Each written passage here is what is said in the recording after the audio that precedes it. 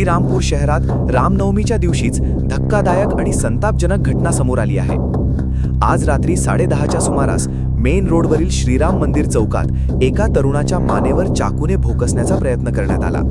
या हल्ल्यात एकूण 3 जण गंभीर जखमी झाले आहेत। जखमींमध्ये महेश वय 14 वर्षे याची प्रकृती अत्यंत चिंताजनक असून त्याला नगर येथे हलवण्यात आले आहे। उर्वरित दोघांना लोणी येथील रुग्णालयात उपचारासाठी पाठवण्यात आले आहे। विशेष म्हणजे ऐन रामनवमी उत्सव सुरू असताना शहराच्या मध्यवर्ती भागात अशी रक्तरंजित घटना घडल्यामुळे नागरिकांमध्ये प्रचंड भीती आणि संतापाचे वातावरण आहे। घटनास्थळी उपस्थित जमावालेच धाडस दाखवत एका आरोपीला पकडून पोलिसांच्या ताब्यात दिले। मात्र यामुळे अनेक प्रश्न निर्माण होत आहेत। श्रीरामपूर पोलीस काय करत होते? शहरात वाढत्या गुंडगिरीवर नियंत्रण का नाही? सणाच्या दिवशीही नागरिक सुरक्षित नाहीत का? घटनेनंतर DYSP श्री भवर आणि PI श्री देशमुख घटनास्थळी दाखल झाले, पण तोपर्यंत हल्लेखोरांनी आपले काम उरकले होते। शहरात अवैध शस्त्रांचा सुळसुळाट सुरू आहे का? गुंडांना पोलिसांचा धाक उरलेला नाही का?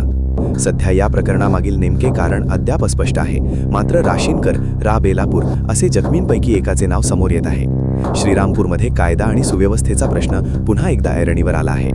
नागरिकांनी सतर्क राहावे आणि प्रशासनाने तात्काळ कठोर कारवाई करावी अशी जोरदार मागणी होत आहे। करायचं आहे लाईव्ह कार्यक्रम किंवा आहे कसले आंदोलन, जनसामान्यपर्यंत पोहोचेल आपला हक्काचा आवाज जनतेचा।